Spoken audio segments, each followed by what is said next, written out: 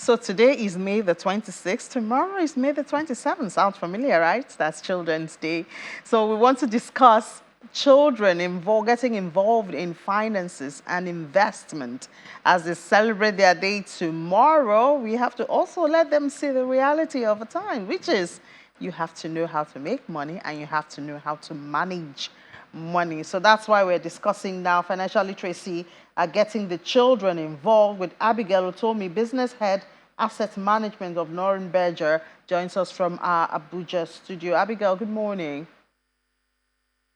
Good morning. Thank you for I was having me. I was hoping Abigail would be a child so we can discuss how much the child knows about finances, financial literacy, and all of that. But it's all good. We're all children at one point in time. And you work a lot with children, I believe. So tell us now, from your observation and interaction, how financially literate are children? At what age would it be appropriate to get them involved in such conversations? Thank you very much. In Nigeria, children are quite literate, but we think that there's still a lot more work to do, of course, to overall support the financial literacy segment of the National Financial Strategy, Inclusion Strategy. For children, you could start to introduce them to finances and money management as early as when they are toddlers through simple, basic steps that keeps them interested, in the project or program over time.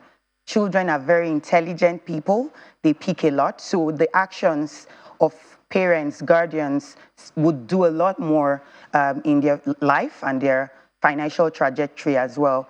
Of course, it is always good to start early. The early start principle continues to help people do a lot more than they could have achieved in life. So for children, if you set them on the right path, you would be empowering them to create a lifestyle of independence that would be very much needed across the curve in the near term or in the long term as well. So we see a lot of interest when it comes to money. I'm very sure if you've related with, teenagers or even the very, very young adults as well, you will find that they are very interested in money. They want to make money. They would want to do a lot so early. And of course, channeling that positively would help them, create value for themselves and for the Nigerian economy as a whole.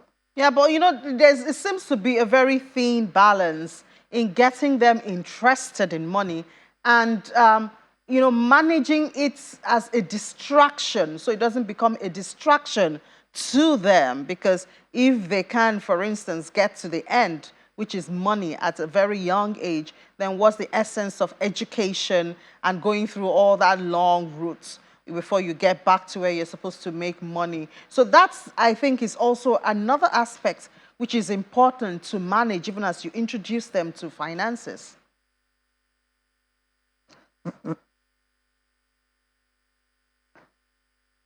Very true. And that's why it's always important to harness those opportunities and teach them the right way. Make it a positive outcome rather than a negative outcome. It's just like sex education. Of course, there's a time where you need to introduce it, but how you do that and how you channel the energy determines the outcome, as it were. So, whilst you do not want to distract children from education, you need to get them to appreciate wealth creation early, such that when they get to the stage where they become active in terms of owning a business, working, and all of that, they are able to utilize their earnings better. They are able to start early to know what savings means, what investment means, what increase in value of wealth is, and of course, to a large extent, you can create wealthy Nigerians and even contribute to the reduction in poverty rate for Nigeria as a whole. Yeah, so at this rate, it does sound like every parent, or not every parent, but the new trend seems to be you help your child to discover his or her potential early. If the person, for instance, has an art talent, one of the arts. So you help them discover that early, and then you show them how to groom that talent and eventually, you know, they now are able to make money from that talent. So, as you said earlier, a lot of young people at this time are not patient enough to get underemployment because they feel I've got the talent. I just need to make my talents, you know, provide money for me. So that need or necessity of learning management, learning how to run a business, for instance, under a leadership seems to be one other thing that we're taking out of this fast track system.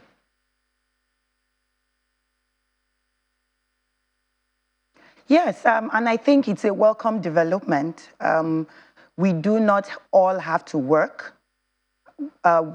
In the mid-era or in the early 20s, we saw everybody, you know, seeking employment. So it became a situation where once you get out of school, if you go and find a job, your earning stream is largely impaired. You know, you don't get enough to take care of yourself at that age, right? So we've moved to the era where you're training children and young adults that you can do a lot more with education. You don't need to only stick to the white collar jobs.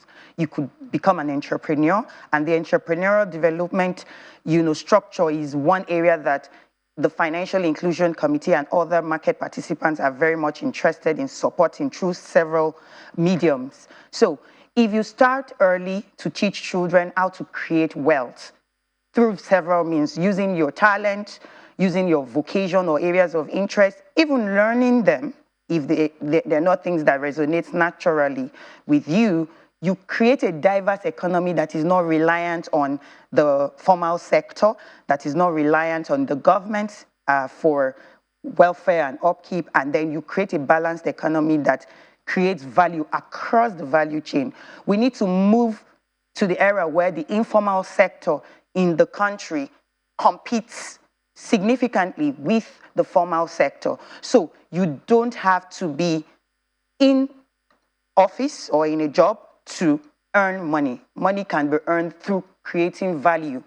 And there's so much to do in the economy or in Nigeria, as you can tell, and we need young people to start to fill those gaps and grow into matured adults that would also help create value for younger people across the value chain. All right, so what would be your message to the children as they celebrate this year's Children's Day? So my message for children today would be get involved. You're not too young to know what money is, to know how to keep, save, invest money, and also begin to challenge your parents to help you across this journey to ensure that you grow up to be a very comfortable, intelligent, hardworking adult that contributes positively to the growth of the country and, of course, make yourself and your family proud. All right, thank you so much. Abigail Utomi, Business Head, Asset Management with Noreen Berger joining us this morning. Happy Children's Day to all of us. We're all young at heart. Yes, happy Children's Day to all the children. Yeah. And to you too. Thank you. All right.